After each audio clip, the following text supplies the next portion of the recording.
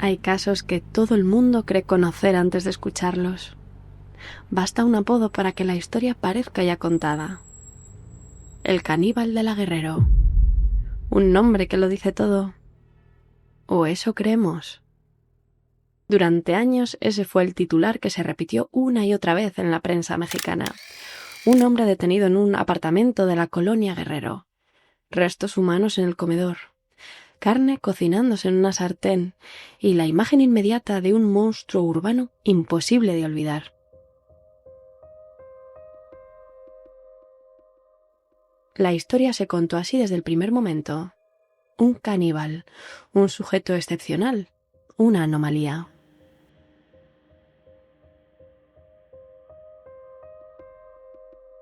Se le presentó como una figura casi literaria, un hombre que se decía poeta, un intelectual excéntrico, alguien distinto a los demás criminales.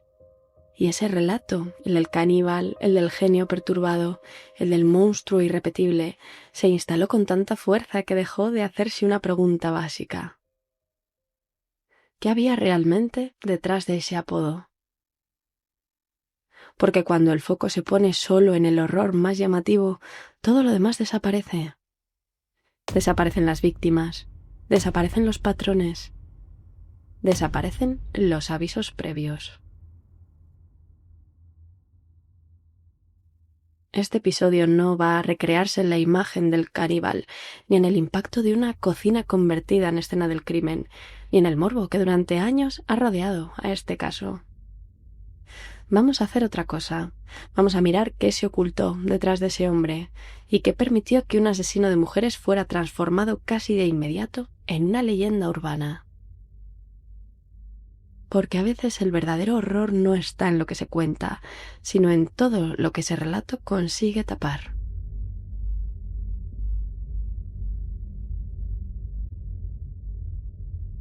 Soy Alejandra Lavín y hoy, en Criminología en Serie, la historia de José Luis Calva Cepeda, el caníbal de la Guerrero.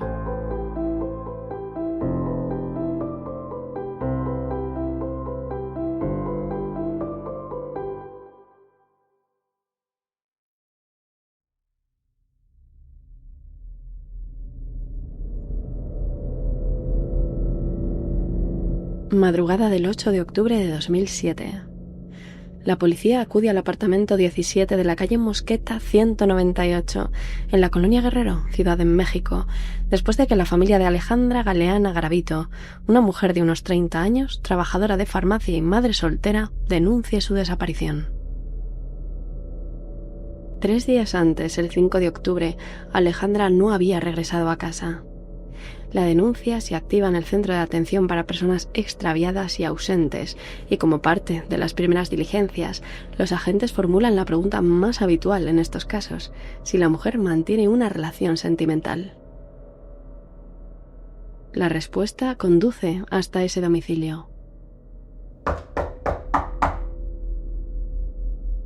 Cuando los agentes llaman a la puerta, el hombre que abre presenta un aspecto somnoliento y niega saber nada de la desaparición, pero ante la insistencia policial termina permitiendo el acceso al interior de la vivienda.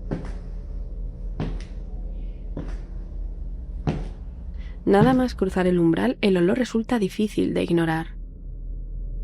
En la pequeña sala apenas hay un sofá y un sillón. En el suelo, unos zapatos salpicados de lo que parece sangre. El hombre comprende que ya no hay salida. Se dirige hacia una habitación con balcón y en un momento desesperado intenta huir. Trata de descender por las protecciones de las ventanas, pero resbala.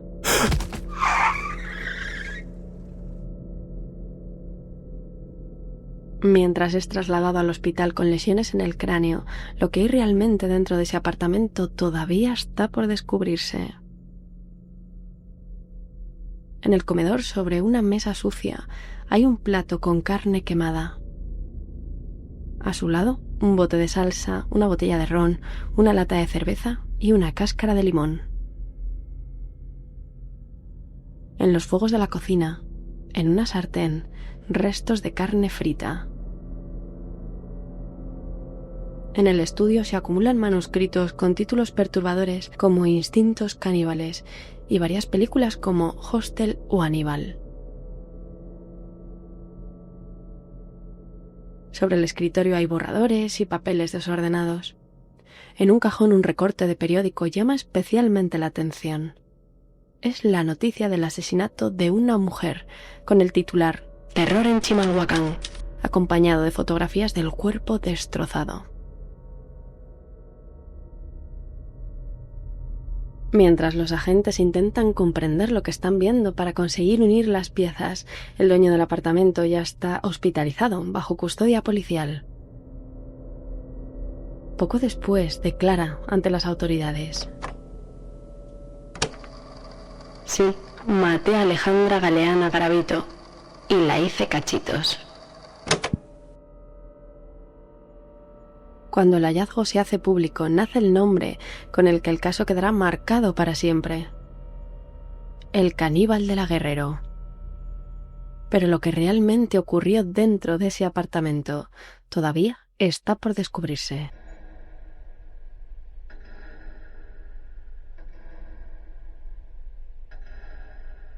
José Luis Calva Cepeda nace el 20 de junio de 1969 en Ciudad de México.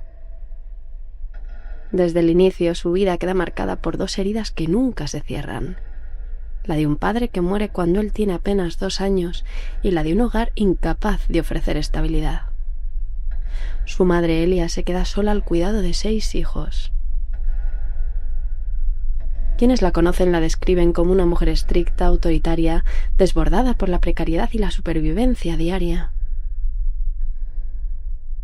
José Luis crece en un ambiente donde el afecto es inestable y las normas cambian según la voluntad de su madre.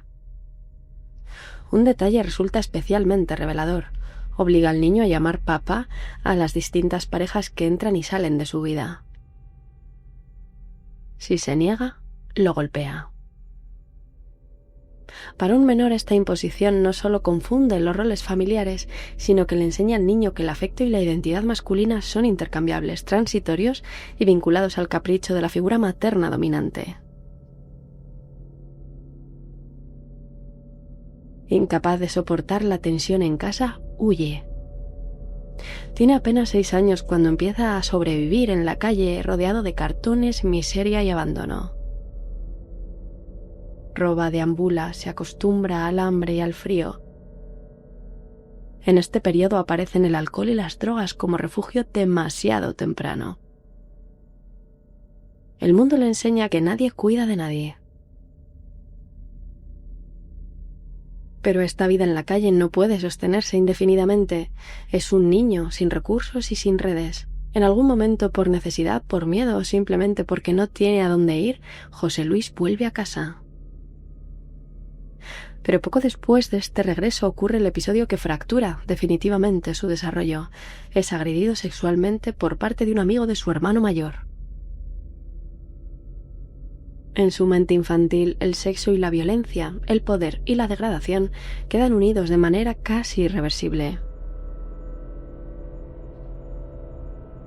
Todo este conjunto de experiencias derivadas de la crianza de su madre va construyendo un resentimiento silencioso hacia las mujeres. Para José Luis el amor se vuelve algo confuso, un territorio donde se mezclan dependencia, humillación y rabia. Al llegar a la adultez intenta, al menos en apariencia, construir una vida convencional. Tiene 2 relaciones sentimentales estables a lo largo de los años. Con una de estas parejas llega a casarse y de esas uniones nacen 3 hijas en total. Durante un tiempo parece encajar en el molde de una vida normal: trabajo, familia y rutina. Sin embargo, esta imagen de normalidad no cuenta toda la historia. A lo largo de los años su vida muestra señales de fractura. Acumula varios roces con la justicia, antecedentes por robo, por portación de arma prohibida e incluso una causa por abuso sexual en el 96. Episodios que revelan que detrás de la imagen de padre de familia existe un hombre con dificultades para respetar límites y controlar sus impulsos, lo que termina reflejándose también en su vida de pareja. José Luis es un hombre emocionalmente inestable, incapaz de construir vínculos sanos. En ambas relaciones aparecen episodios de violencia doméstica, celos obsesivos y conductas de control que van erosionándolo todo. El equilibrio se rompe definitivamente a comienzos de los años 2000. Según su propio relato, se siente traicionado, abandonado y humillado. A todo esto se suma un consumo cada vez más problemático de alcohol y cocaína, sustancias que agudizan su impulsividad, paranoia y resentimiento. Es en este periodo cuando empieza a fabricar un personaje para sostenerse, el del poeta sensible. Vende textos en la calle, recita versos a desconocidas, se presenta como un hombre culto y profundo. Esa máscara le sirve para sentirse alguien y, sobre todo, para acercarse a mujeres vulnerables. Pero la supuesta genialidad literaria es en realidad otra mentira.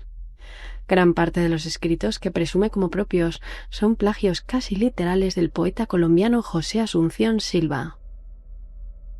Lo que vende como obra personal no es más que la apropiación de textos ajenos. Sin embargo, esta identidad robada le permite construir una imagen seductora y respetable ante los demás. La prensa terminará llamándolo el poeta, presentándolo como un criminal extraordinario, casi como una especie de Aníbal Lecter mexicano, un intelectual retorcido, frío y calculador.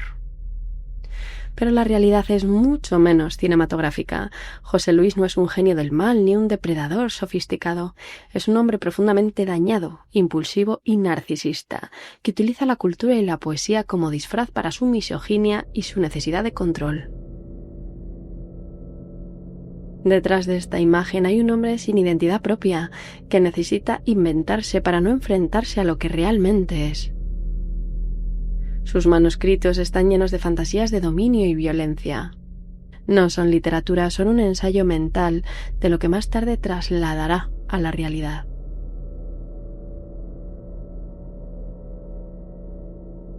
Y así, entre traumas, relaciones fallidas, adicciones y un narcisismo desbordado, se va moldeando la personalidad de José Luis Calva. Un hombre que aprende a ocultarse tras las palabras y que poco a poco empieza a transformar su resentimiento en algo mucho más peligroso. En sus relaciones sentimentales, José Luis Calva repite siempre el mismo patrón.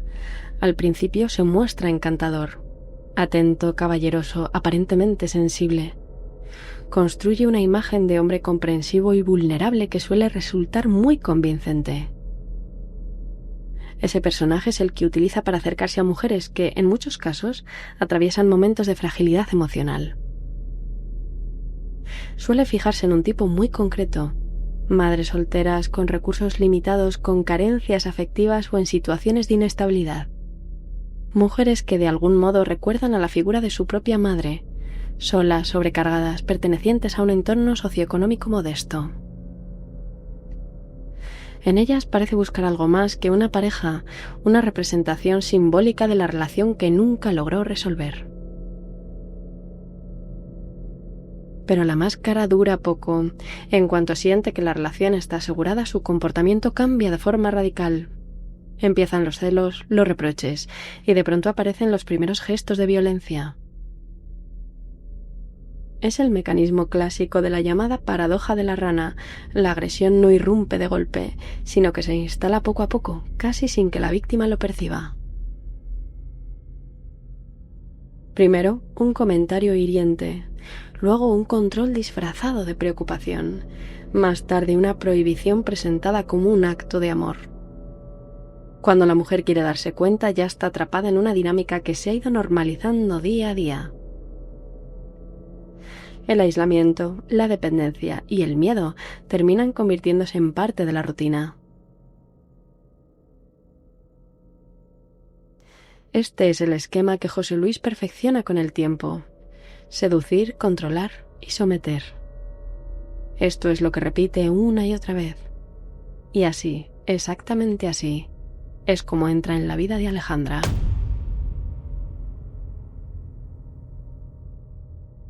José Luis conoce a Alejandra Galeana a través del dueño de un pequeño café internet llamado Déjà Vu, un lugar donde él pasa horas escribiendo, cantando y recitando sus poemas.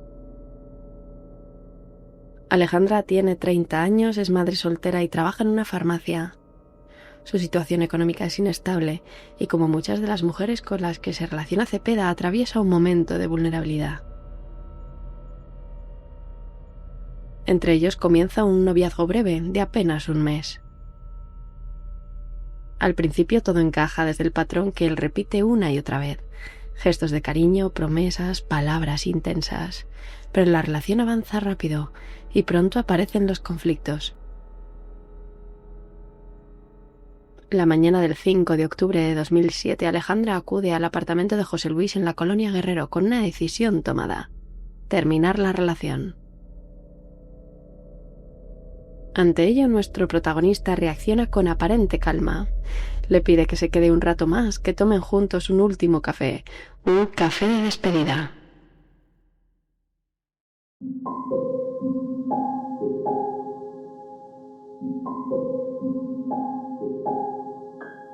Una vez dentro de la vivienda, José Luis golpea a Alejandra con fuerza en la cabeza. Cuando ella queda inconsciente, la estrangula utilizando el cordón de una cortina. Los forenses confirmarían que la causa de la muerte es asfixia por estrangulamiento y un traumatismo cráneoencefálico.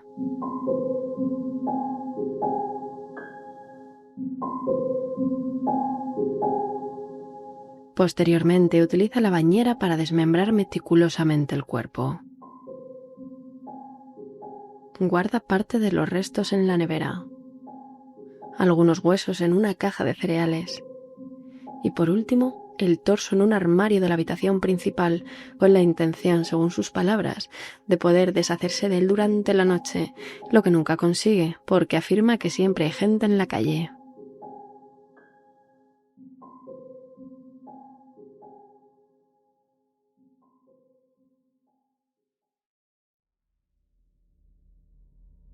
Mientras todo esto ocurre dentro del apartamento, la familia de Alejandra empieza a preocuparse. Son ellos quienes presentan la denuncia por su desaparición y proporcionan a la policía un dato clave: el nombre de la persona con la que había estado saliendo. Ese dato conduce a los agentes hasta la calle Mosqueta. Lo que sigue ya lo conocemos. La madrugada del 8 de octubre de 2007, la policía llama a la puerta del apartamento 17. José Luis abre, somnoliento, niega saber nada y, ante la insistencia, permite el acceso al interior. El olor extraño, los indicios inquietantes, la tensión que crece dentro de la vivienda. Y de pronto, su intento de huida, la carrera hacia el balcón, el resbalón, la caída a la calle y el traslado al hospital bajo custodia.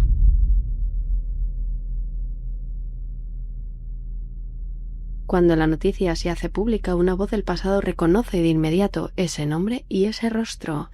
Es la madre de otra mujer desaparecida años antes, que había sido pareja de José Luis. Verónica Consuelo Martínez Casarrubias. Cuenta que su hija le había conocido en 2004 a través de un compañero de trabajo llamado Juan Carlos Monroy Pérez. Cuando la policía lo localiza, este admite que en 2003 había mantenido una relación sentimental con José Luis. Y va más allá. Reconoce haberle ayudado a deshacerse del cuerpo de Verónica, introduciendo los restos en bolsas y abandonándolos de madrugada.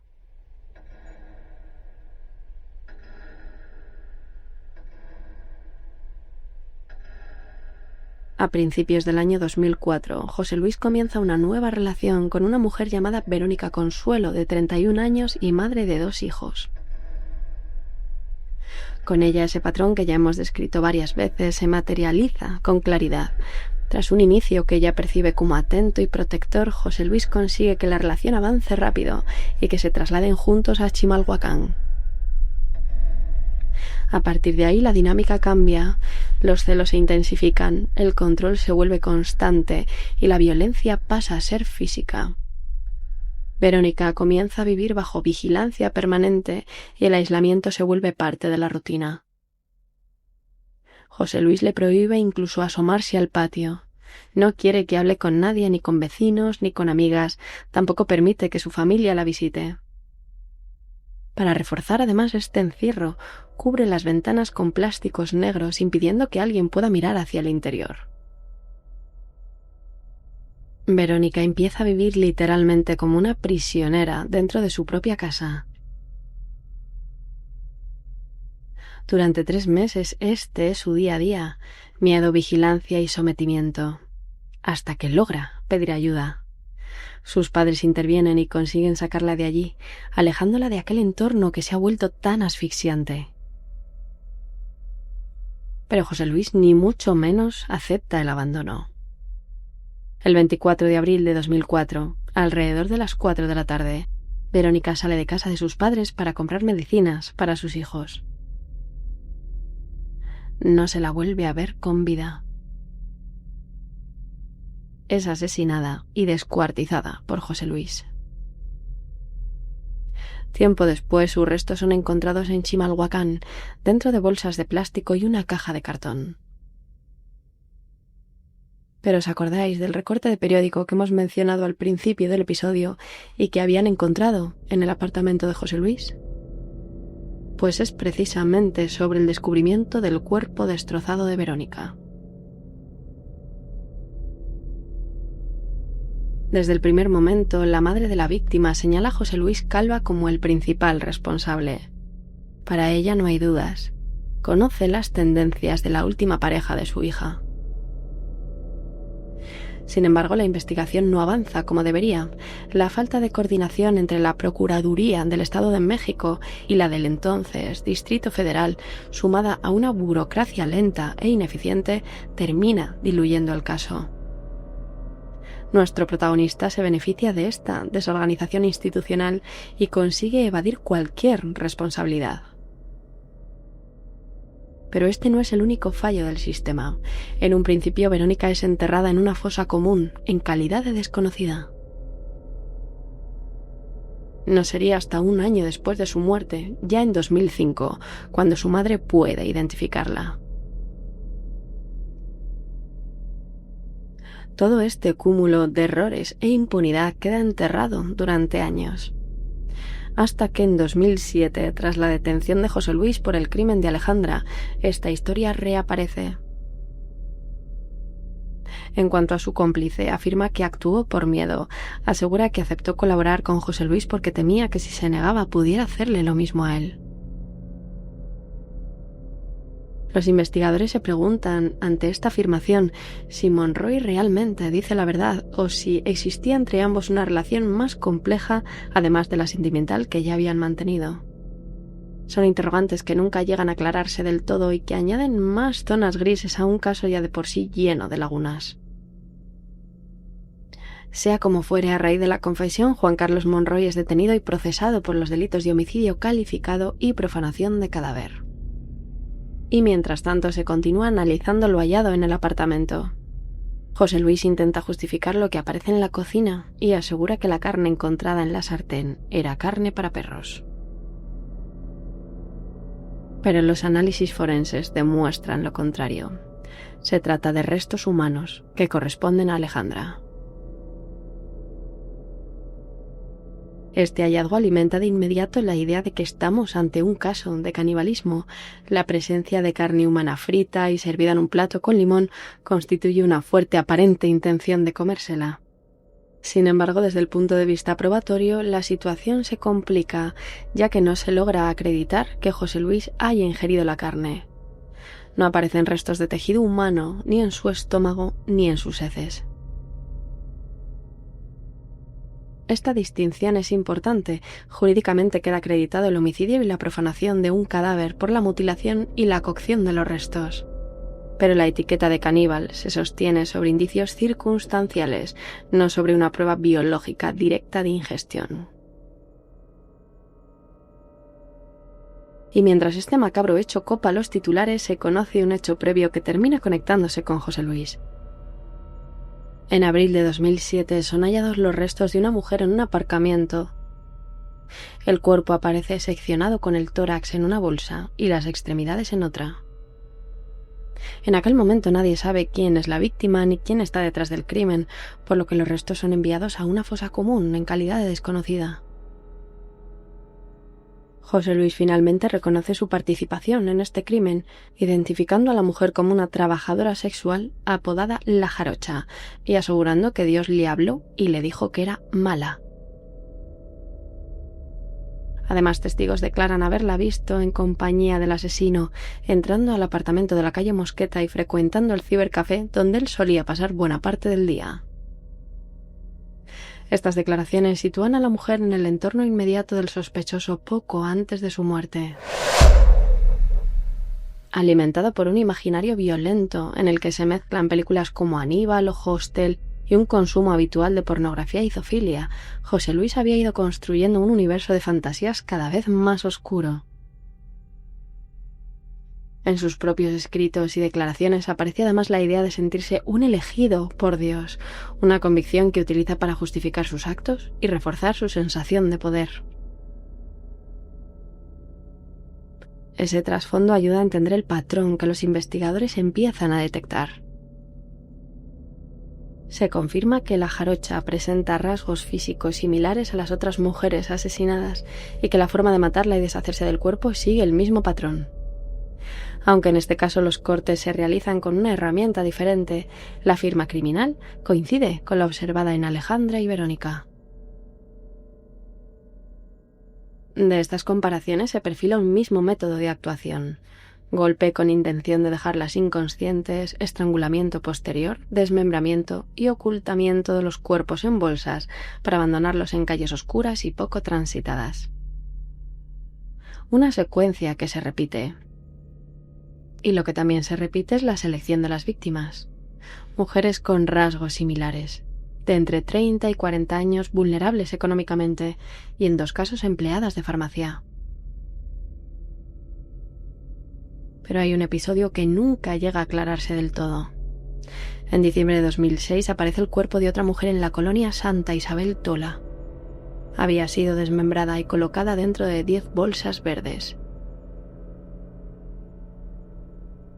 El cuerpo presenta condiciones muy parecidas a las de Verónica y La Jarocha: desmembramiento similar y abandono en bolsas de plástico, lo que sugiere que podría tratarse del mismo autor. No obstante, en esta ocasión faltan la cabeza y las manos, lo que impide cualquier identificación formal y la comparación de huellas o rasgos físicos. Cuando los investigadores le preguntan directamente a José Luis por esta mujer, su respuesta es ambigua. No admite el crimen con la claridad con la que lo hace en otros casos y se limita a decir: «Tengo el corazón frío». Para las autoridades queda como un posible segundo asesinato en orden cronológico vinculado a Calva por la firma criminal, pero nunca confirmado oficialmente. Así, entre certezas y zonas grises, el caso de José Luis Calva Cepeda termina mostrando un mismo hilo conductor. Un agresor que repite patrones, que perfecciona métodos y que encuentra en la vulnerabilidad de sus víctimas el terreno perfecto para actuar. Tras su alta hospitalaria el 24 de octubre de 2007, José Luis es trasladado al Centro Penitenciario Oriente para enfrentarse al proceso penal por sus crímenes. A partir de este momento queda definitivamente bajo custodia del sistema judicial. Es entonces cuando adquieren un peso especial los documentos hallados en su vivienda: poemas, manuscritos, borradores de novelas y textos mecanografiados donde José Luis construye una imagen muy concreta de sí mismo. Para los especialistas, esta escritura cumple una función psicológica clara. No es solo un pensamiento, sino un mecanismo de compensación. A través de la poesía y de la dramaturgia, intenta presentarse como el poeta, como un intelectual incomprendido, alguien sensible y excepcional. Pero quienes analizan estos textos no encuentran valor literario, sino la expresión de una mente obsesionada con el poder, el control y la violencia. En muchos de estos escritos aparecen ya fantasías de mutilación y de dominación, ideas que existen en su cabeza mucho antes de convertirse en hechos reales. Este material confirma que los crímenes no nacen de un impulso repentino, sino de un mundo interior que lleva años gestándose. Mientras avanza el proceso, José Luis se muestra aparentemente adaptado al entorno penitenciario. Continúa escribiendo, aferrado a esa imagen que ha construido durante tanto tiempo. Pero esta máscara empieza a resquebrajarse cuando comprende la dimensión real de lo que le espera. La posibilidad de una condena que superaría los 50 años de prisión lo enfrenta, por primera vez, a las consecuencias definitivas de sus actos. El 11 de diciembre de 2007, alrededor de las 7 de la mañana, José Luis Calva Cepeda es hallado muerto en su celda, colgado del cuello con su propio cinturón. La versión oficial determina que se trata de un suicidio. Según el reporte penitenciario, habría aprovechado el cambio de turno de los funcionarios a pesar de encontrarse bajo vigilancia especial. Junto a su cuerpo se encuentran 3 escritos. Uno de ellos, guardado en el bolsillo trasero de su pantalón, funciona como una nota de despedida. En ella se refiere a sí mismo en tercera persona y escribe: Entonces el caníbal, al verse rodeado, decidió tomar el camino más fácil. Así iba a serle más sencillo iniciar una nueva vida con su muerte. Iba a buscar a su madre en otra dimensión, porque aquel que no tiene madre carece de origen. Fin. Las otras 2 cartas halladas entre sus pertenencias están dirigidas a su madre y a sus hermanos. En ellas pide perdón y habla de comenzar de nuevo a través de la muerte. Sin embargo, su fallecimiento no queda exento de controversia. La autopsia confirma como causa de la muerte asfixia por ahorcamiento y detecta presencia de cocaína en su organismo. La familia de Calva y algunos reportes periodísticos cuestionan esta versión. Señalan que el cuerpo presentaba hematomas que no encajarían con una muerte por ahorcamiento. Se habla incluso de indicios de una posible violación anal con un objeto contundente, un dato que, de ser cierto, apuntaría a un escenario muy distinto al oficialmente aceptado. Otro elemento que alimenta las dudas es el cinturón utilizado. Se trata de un objeto que, en teoría, debería estar restringido para un interno de alto perfil y con vigilancia especial. El hecho de que pudiera disponer de él abre interrogantes sobre posibles negligencias o sobre la participación de terceros. No obstante, ninguna de estas hipótesis llega a demostrarse de forma concluyente. Al día siguiente, el 12 de diciembre de 2007, es sepultado en la Ciudad de México. Al entierro asisten algunos de sus hermanos y una expareja. Ni sus hijas ni las madres de estas están presentes. Tampoco su propia madre. Con su muerte se cierra definitivamente cualquier proceso judicial. No hay juicio, no hay sentencia y no hay una verdad jurídica completa. Solo queda el rastro de sus crímenes, las preguntas sin respuesta y la historia de un hombre que se construyó a sí mismo como poeta para ocultar lo que realmente era. Algunos periodistas de investigación y fuentes cercanas a la Fiscalía han planteado la posibilidad de que José Luis pudiera estar relacionado con más víctimas de las que llegaron a confirmarse oficialmente. En aquellos años aparecieron en zonas limítrofes entre el Estado de México y el Distrito Federal restos humanos sin identificar, casos que nunca pudieron vincularse de manera concluyente con él, pero que alimentaron la sospecha de que su actividad criminal podría haber sido más amplia de lo que se logró probar. Nada de esto llegó a esclarecerse. El expediente se cerró con su muerte y muchas de estas hipótesis quedaron para siempre en el terreno de la especulación. Lo que sí quedó demostrado fue su patrón y método. Durante años José Luis Calva Cepeda logró moverse entre las mujeres como un hombre común, ocultando tras poemas y palabras una violencia extrema. Se presentó como artista, como víctima de la vida, como un incomprendido. Pero detrás de esa máscara había otra cosa, un depredador que convirtió la vulnerabilidad ajena en su fortaleza para la caza. Al principio de este episodio hablamos del mito del caníbal de la Guerrero, de la etiqueta fácil, del monstruo extraordinario. Si nos desligamos por un momento del apodo y miramos la mente que hay detrás de los hechos, lo que aparece no es una psicopatología única y lineal, sino una amalgama de mecanismos defensivos destinados a compensar una identidad devastada por el trauma temprano. De manera póstuma se le atribuye un trastorno de la personalidad antisocial, lo que significa una dificultad persistente para interiorizar normas legales y morales y una ausencia real de remordimiento tras causar el daño. Pero este rasgo no actúa solo, se entrelaza con síntomas compatibles con un trastorno bipolar, es decir, fases cercanas a la manía, en las que se intensifican sus delirios de grandeza, y periodos depresivos en los que aumenta su dependencia afectiva y su intolerancia al abandono. El rasgo más distintivo, sin embargo, es su grandiosidad narcisista, la cual funciona como una reparación psíquica frente a una historia de humillación y carencia. José Luis llega a convencerse de que posee una condición especial, casi divina. En sus propios escritos se define como la creación más grande del universo, protegido por Dios, situado por encima del ordinario. Esa convicción le permite sostener un falso yo medianamente funcional, un personaje capaz de seducir y manipular a través del lenguaje, de proyectar cultura y refinamiento, mientras por debajo se mantiene una impulsividad violenta y un desprecio evidente por la vida ajena.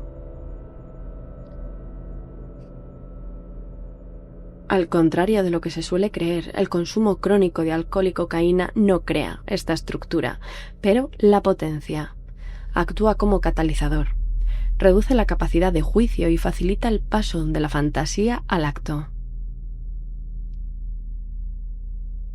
Su coeficiente intelectual, descrito como promedio o ligeramente superior, le da las herramientas para construir una narrativa seductora y coherente. Lo que no posee es una estructura ética capaz de evaluar las consecuencias a largo plazo de sus actos. Opera desde el placer inmediato y desde la necesidad constante de restaurar una autoestima herida. Y cuando esa autoestima se siente amenazada, ya sea por el abandono, por la humillación o por la pérdida de control, la violencia se convierte en su mecanismo de compensación. Pero esa necesidad de compensar, como sabemos, no nace en su etapa adulta, tiene un origen mucho más temprano. La raíz de esta estructura se encuentra en el vínculo materno. La muerte del padre cuando él tiene apenas 2 años lo deja bajo la influencia casi exclusiva de su madre, Elia Cepeda, descrita como una figura dura y violenta. No existe nadie más que medie o limite este poder. El vínculo se desarrolla bajo una lógica de sometimiento y temor. El castigo físico y psicológico es constante. Episodios como obligarlo a dormir en el jardín o destruir sus juguetes en momentos de ira son experiencias que consolidan en el niño una sensación profunda de desamparo. Sensación que, años después, intentará compensar controlando a otras mujeres. En sus relaciones sentimentales no elige al azar, se acerca a mujeres que encajan en un perfil muy concreto.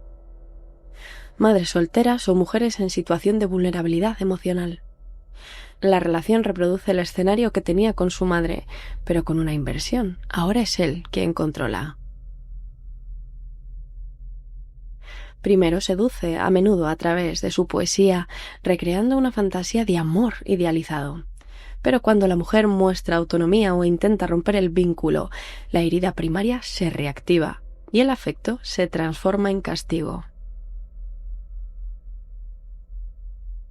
Y sin embargo, tras su detención, su primera reacción es buscar el amparo de su madre, la misma figura que lo marcó, la misma que una y otra vez vuelve a rechazarlo. La dinámica no se resuelve, solo se repite.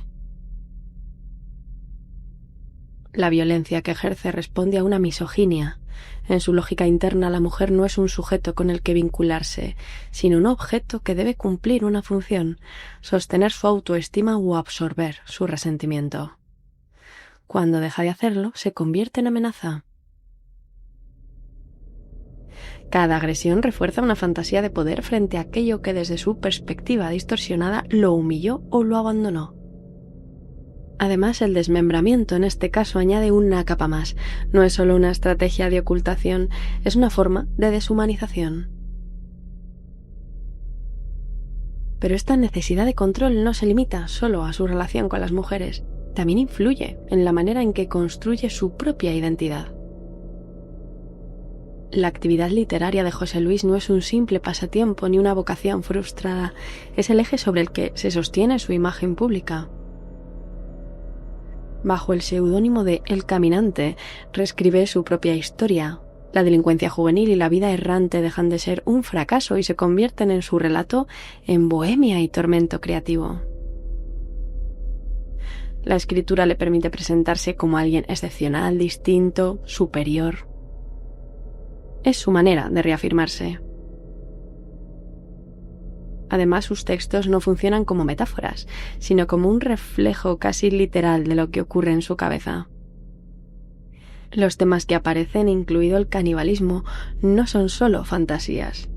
En su caso, la palabra no frena el impulso, lo anuncia. Básicamente, escribir le da una sensación de continuidad, de identidad. Sin esa imagen de poeta queda reducido a algo que su narcisismo no soporta, un delincuente común. Por eso la máscara literaria en este caso es tan importante. Seduce, lo hace parecer distinto y al mismo tiempo le permite ocultar la fantasía de violencia que atraviesa su vida.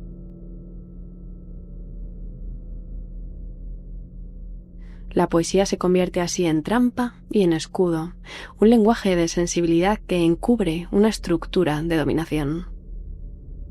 Y esta construcción del personaje alcanza su punto más extremo en el episodio que da nombre al caso. Como sabemos, el debate sobre el canibalismo no ha dejado de estar presente. Desde el punto de vista forense se confirma que la carne encontrada en la cocina y en el comedor pertenecía a Alejandra. Lo que no llega a acreditarse de forma definitiva es su ingestión. La antropofagia no debe interpretarse únicamente como depravación ni solo como una forma extrema de deshumanización. En ciertos perfiles, como podría ser el de Cepeda, el acto de incorporar al otro puede tener también una dimensión simbólica. Para un sujeto profundamente dependiente y temeroso del abandono, la fantasía de devorar puede representar la forma más radical de impedir que el otro se marche, como por ejemplo le pasaba a Jeffrey Dahmer. No solo destruye, intenta apropiarse. No solo fragmenta, intenta retener. En este tipo de casos en los que aparece esta clase de canibalismo, la paradoja es evidente. Mata para evitar la pérdida y el acto posterior intenta negar esa misma separación. Si se observan en conjunto, los crímenes de José Luis Calva no responden a un impulso aislado, sino a una estructura que llevaba años gestándose. Construye una identidad compensatoria, el poeta, el hombre especial, el elegido, para sostener una autoestima frágil marcada por la humillación y el abandono. Pero cuando esta identidad se ve amenazada, la violencia emerge como mecanismo de defensa y de restauración del poder. Cada crimen puede leerse como un intento de invertir su posición original de vulnerabilidad, de no volver a ser el sometido, de controlar aquello que teme perder. Su muerte en prisión cierra el proceso judicial, pero no transforma el fondo del caso. Más allá del mito del caníbal, lo que queda es la trayectoria de un hombre que convirtió su herida en dominio y su dominio en destrucción.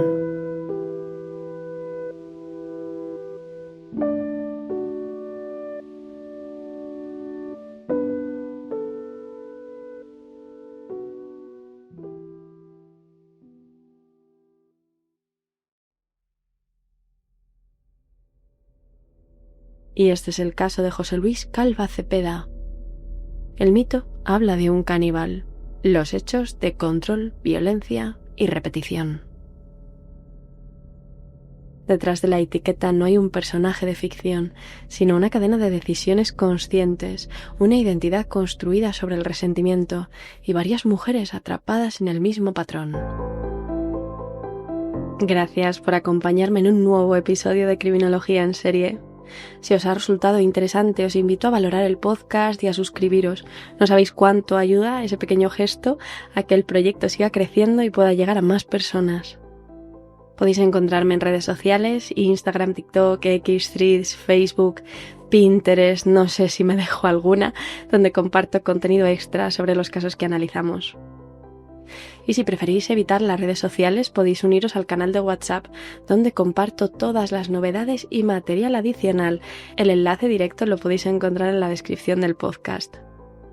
Tampoco dejéis de visitar criminologiaenserie.com. Esta semana he subido un artículo interesantísimo sobre la nueva investigación de la que tanto se está hablando, de la muerte de Kurt Cobain. Espero que os resulte interesante. Antes de despedirme os adelanto que el próximo episodio estará disponible en Podimo la semana que viene. Cerramos este febrero no desde el amor idealizado, sino desde su reverso más oscuro.